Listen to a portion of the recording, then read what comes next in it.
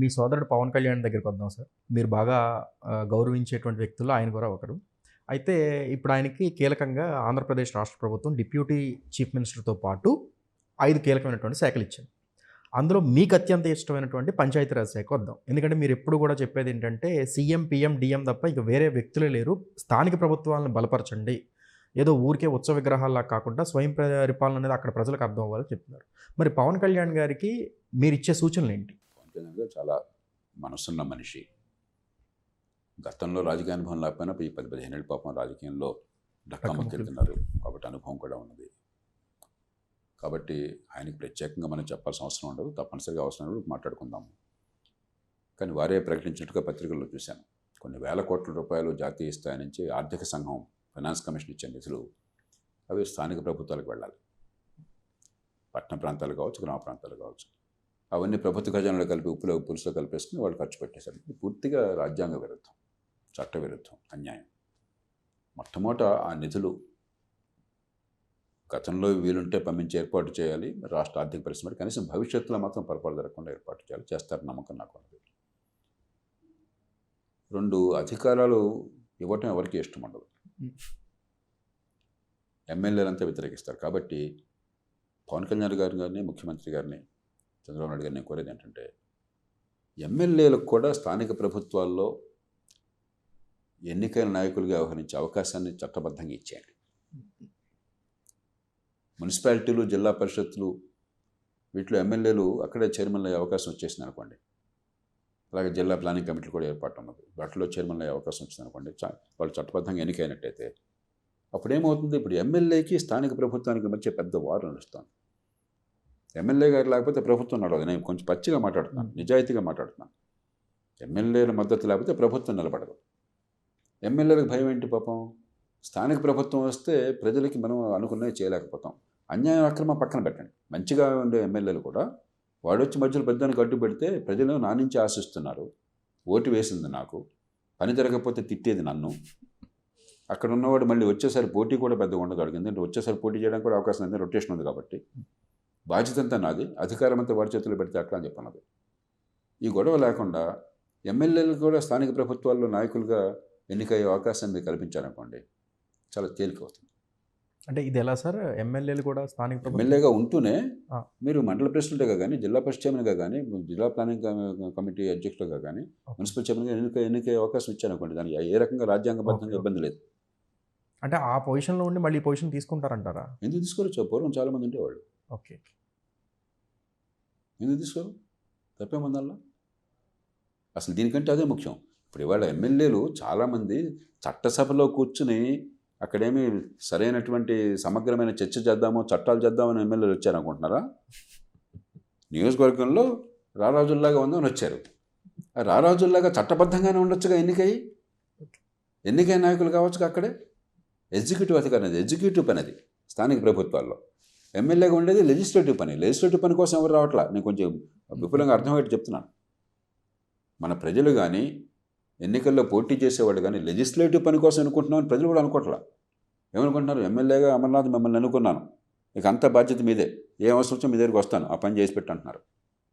అంటే ప్రజలు ఏం కోరుతున్నారు? ఎగ్జిక్యూటివ్ అధికారాన్ని కోరుతున్నారు, రాజ్యాధికారాన్ని కోరుతున్నారు ఎమ్మెల్యే నుంచి. కానీ ఎమ్మెల్యే గారికి చట్టబద్ధంగా రాజ్యాధికారం ఇవ్వాల.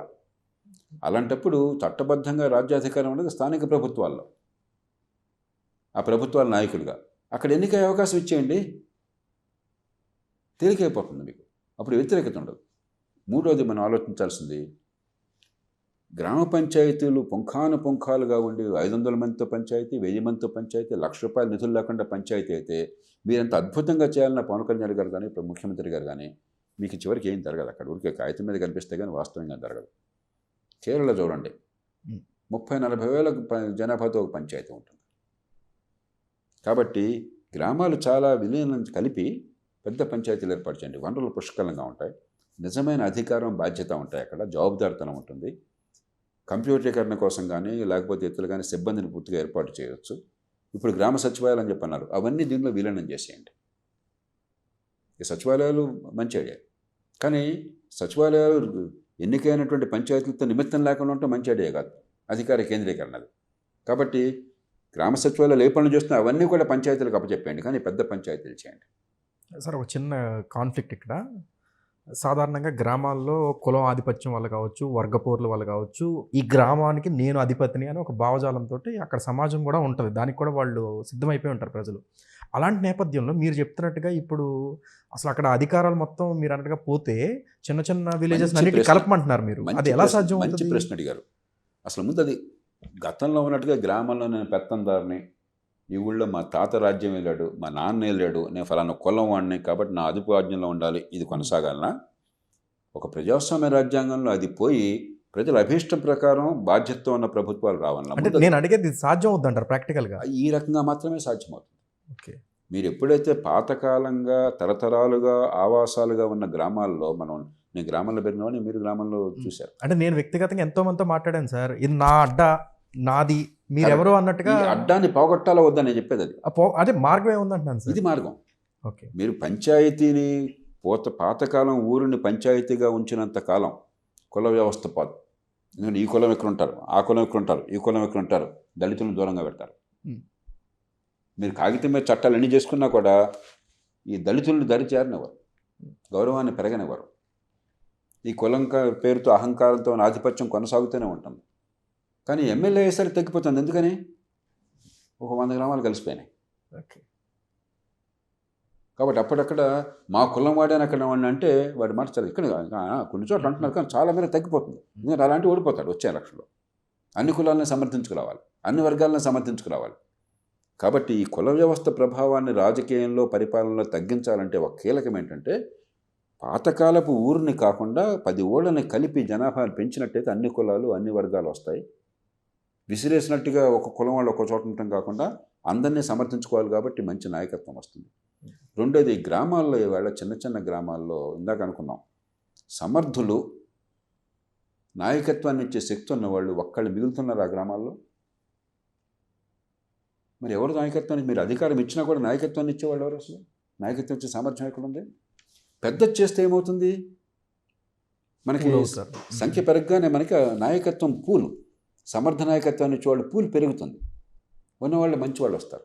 ఒకప్పుడు 50 ఏళ్ల క్రితం ఈ గొడవ 50 ఏళ్ల క్రితం పట్టణాలు పెరగల.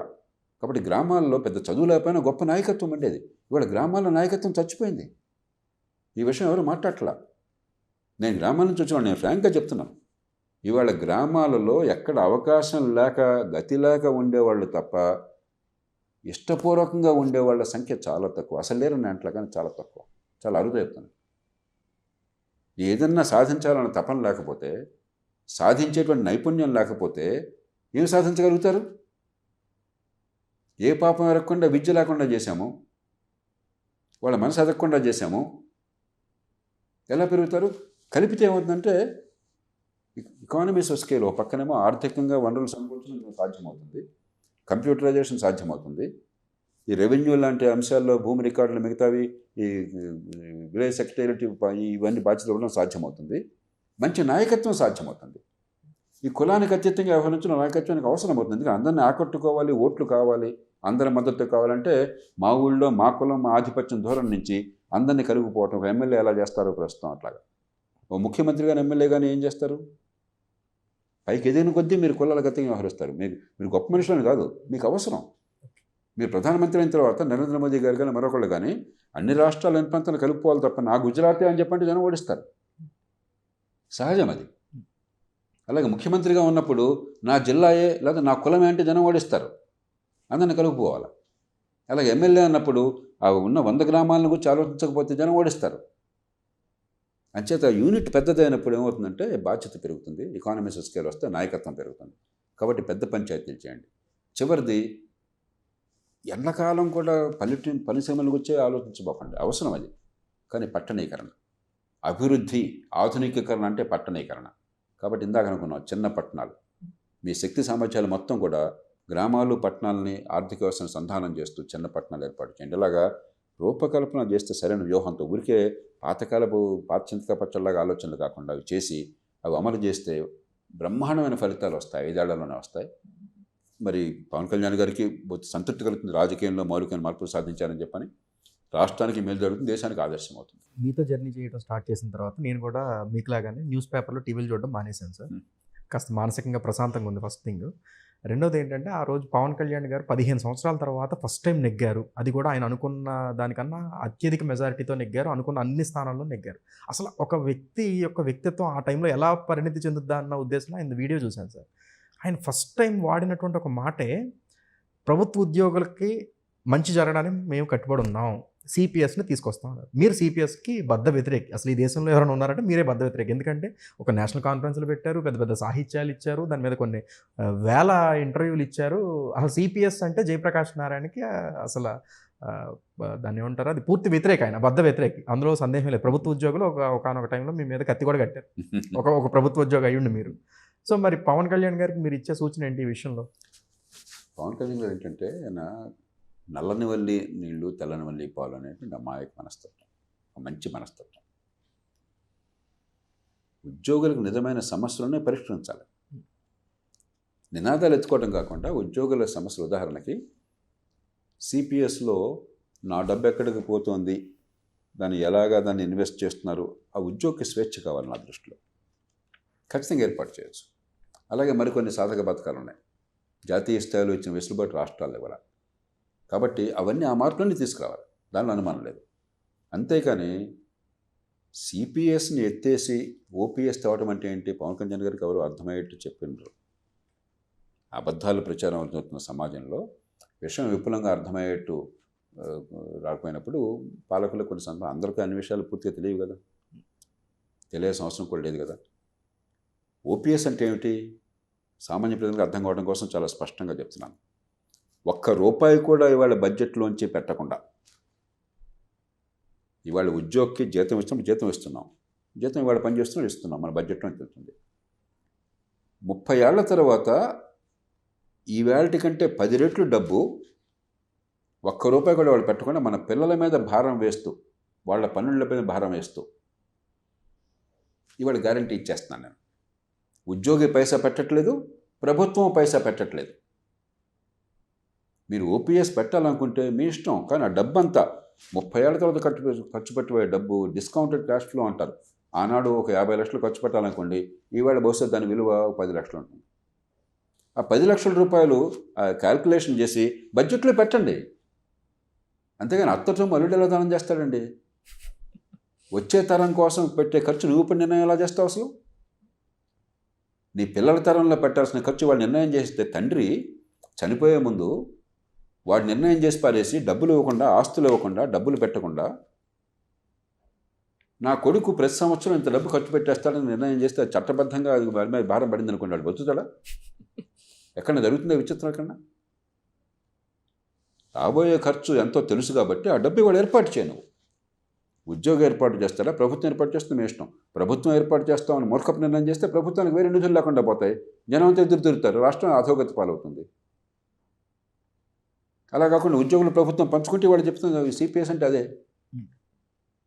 ఇది అర్థమైతే పవన్ కళ్యాణ్ గారు కావచ్చు, ముఖ్యమంత్రులు కావచ్చు, మంత్రులు కావచ్చు, అందరూ వెంటనే ఒప్పుకుంటారు. రాహుల్ గాంధీ గారు కూడా రాష్ట్రాల్లో మూర్ఖంగా ప్రకటించిన, జాతీయ స్థాయిలో ప్రకటించిన మీరు గమనించారా? ఆయనకు అర్థమైంది ఇది నాశనం అవుతుంది, చేయడం సాధ్యం కదా అని చెప్పేశాడు ఆయన ప్రైవేట్గా, తెలియక కాదు. కాబట్టి ఇది విషయం అర్థమైనట్టయితే 5 నిమిషాల్లో సునాయాసంగా పరిష్కారం చేయొచ్చు. నేను ఉద్యోగులకు వ్యతిరేకం కాదు. నేను ప్రభుత్వంలో ఉన్నంతకాలం కానీ తర్వాత కానీ ఒక్కళ్ళని పరుషంగా పల్లెత్తు మాట అన్నాను కనుక్కోమని. అతి చిన్న ఉద్యోగి కూడా నా దగ్గర బంట్రోతు గుమస్తాలుగా చేసిన వాళ్ళని కూడా ఏనాడైనా సరే అవమానించానో చూడమని, గౌరవించకుండా ఉన్నామో కనుక్కోమని ఒకసారి ఒక్క సందర్భంలో చెప్పానండి. చిన్న ఉద్యోగం అయినా సరే నా పక్కన కూర్చోబెట్టినవాడిని, గౌరవాన్ని ఇచ్చేవాడిని, వాళ్ళ స్థాయిని స్తోమతని పెంచేవాడిని. అది వేరు. సమాజాన్ని దోచేసుకుందాం మనం, భారతీయ సమాజం సర్వనాశనమైనా సరే నేను మాత్రం బతుకుండాలా, నా పిల్లలు మాత్రం బతుకుండాలంటాం వేరు. ప్రాణముడ్డైనా దాన్ని ఎదుర్కొంటాను నేను. మనకు కొన్ని ప్రమాణాలు ఉండాలి. పెన్షన్లు వచ్చే వాళ్ళని వ్యతిరేకించడం, మీకు వచ్చింది అయిపోయింది. కానీ 2004 నుంచి పద్ధతి మార్చాం. అదొక్కటే శ్రేయస్కరం, ఇంకో మార్గం లేనే లేదు. కాబట్టి సామాన్య ప్రజలకు విషయం అర్థం కాదు కాబట్టి పాపం వాళ్ళకి చదువు అందించకుండా వాళ్ళని పేదరికంలో, అమాయకత్వంలో ఉంచేశాం కాబట్టి వాళ్ళని మోసం చేసి వాళ్ళ బిడ్డల బతుకుని నాశనం చేసి నా కోసం అని చెప్పని ఈ దేశం మొత్తాన్ని దోచేసుకుంటానని చెప్పంటే ఏ వర్గం అన్నా సరే, రాజకీయంలో ఉన్నవాడు కావచ్చు, అధికారి కావచ్చు, పారిశ్రామికవేత్త కావచ్చు, మనం దాన్ని వ్యతిరేకించాలి. ప్రభుత్వాలు ఉన్నది ఈ దేశంలో పన్నులు కట్టే సామాన్య ప్రజల కోసం, కొద్దిమంది పెత్తందారుల కోసం కాదు, కొద్దిమంది గొంతున్న వాళ్ళ కోసం కాదు. ఈ దేశ ప్రజల్ని, మన పుట్టబోయే బిడ్డల భవిష్యత్తుని కాపాడడం కోసం, ఇవాటి తరం కోసం కాదు మాత్రమే కాదు, వచ్చే తరం కోసం.